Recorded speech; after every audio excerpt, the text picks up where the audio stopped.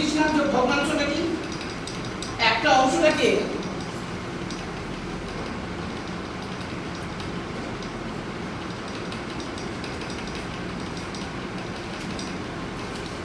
দেখো এটা হচ্ছে পুরো একটা অংশ না, এটা পুরো একটা অংশ। এবার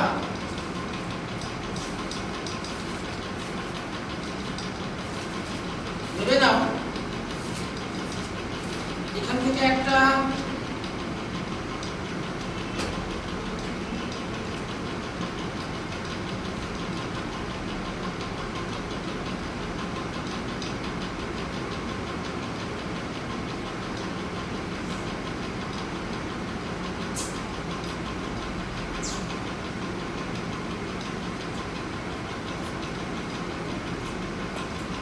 এর আগে কি ছিল, একটা অংশ ছিল না, একটা অংশ ছিল।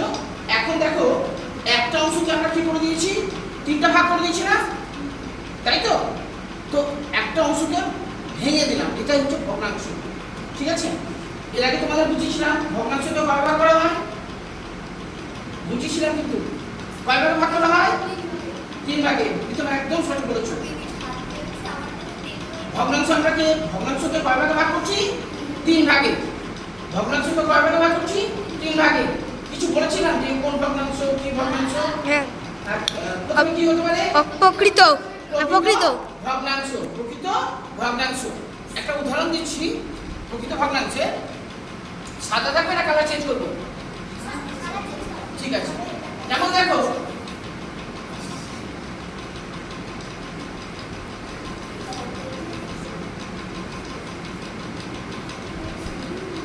দেখো কিছুক্ষণ আগে তোমরা বললে যে প্রকৃত ভগ্নাংশ, প্রকৃত ভগ্নাংশ পরে কি বলেছিলাম, অপ্রকৃত ভগ্নাংশ। এক মন দিয়ে একদম ঠিক বলেছো। তারপরে কি বলেছিলাম, মিশ্র ভগ্নাংশ। এবার আজকে প্রকৃত ভগ্নাংশ দেখছি আমরা। প্রকৃত ভগ্নাংশ পরিষ্কারভাবে বোঝা যাচ্ছে, 3-5 হাতের এখানে কোনো সমস্যা নেই।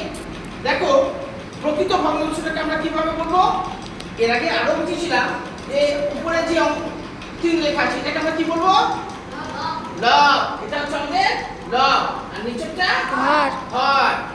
যখন হর বড় থাকবে, যখন হর বড় থাকবে লব ছোট, তখন সেটাকে বলবো আমরা প্রকৃত ভগ্নাংশ। তাহলে এটা কি হলো আমাদের প্রকৃত ভগ্নাংশ। বোঝা গেল? এখানে 3 হচ্ছে লব,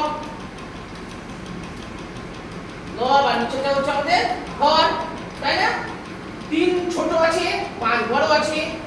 প্রকৃত ভগ্নাংশে সব সময় হর বড় হবে, লব ছোট হবে। পরিষ্কার হলো? এবার আরেকটা দেখাচ্ছি, কালার একটু চেঞ্জ করে নিচ্ছি, রেড দিয়ে দিচ্ছি, তাহলে বুঝতে সুবিধা হবে। এবার দেখো 5-এর 2 দিয়ে দিলাম, 5-এর 2। দেখো উপরটাকে আমরা কি বলবো, লব। উপরেরটা কিন্তু সবসময় লব থাকবে, আর নিচেরটা সবসময় হর। এর আগে কি বলেছিলাম, হরে হরে মহাদেব, মহাদেব কি থাকে, নিচে থাকে না সবসময়। চলে এসো হরে হরে মহাদেব। নিচেরটা সবসময় হর, উপরটা সবসময় লব। এখানে দেখো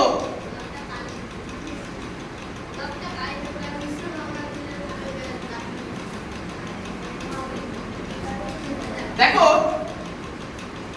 উপরে হচ্ছে 5, অর্থাৎ লব বড় হয়ে গেছে আর হর হয়ে গেছে ছোট, তাই না? আর যখন হর ছোট থাকবে, লব বড়, লব বড় হর ছোট, সেটা হচ্ছে অপ্রকৃত ভগ্নাংশ। তাহলে এটাকে আমরা কি বলবো, অপ্রকৃত ভগ্নাংশ। বোঝা গেল? এটা হচ্ছে ভগ্নাংশ। ওই যে কিভাবে দেখালাম, 3টা হচ্ছে আমাদের লব, লব সবসময় উপরে থাকে, হর সবসময় নিচে থাকে। যখন অসুবিধা হলে বলবে হরটা কি হবে, বড় হবে, লব ছোট হবে, তখন সেটা বলবো আমরা প্রকৃত ভগ্নাংশ। যেমন দেখো এখানে কিন্তু আমি দিচ্ছি, এটা কালারটা ঠিক আসছে না, পরিষ্কারভাবে বোঝা যাচ্ছে।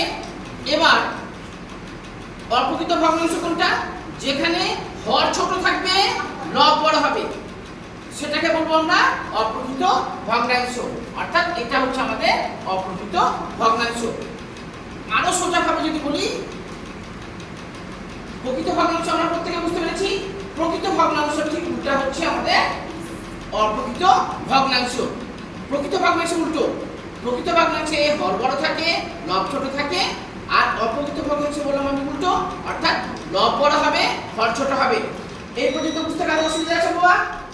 কোনো অসুবিধা নেই তো?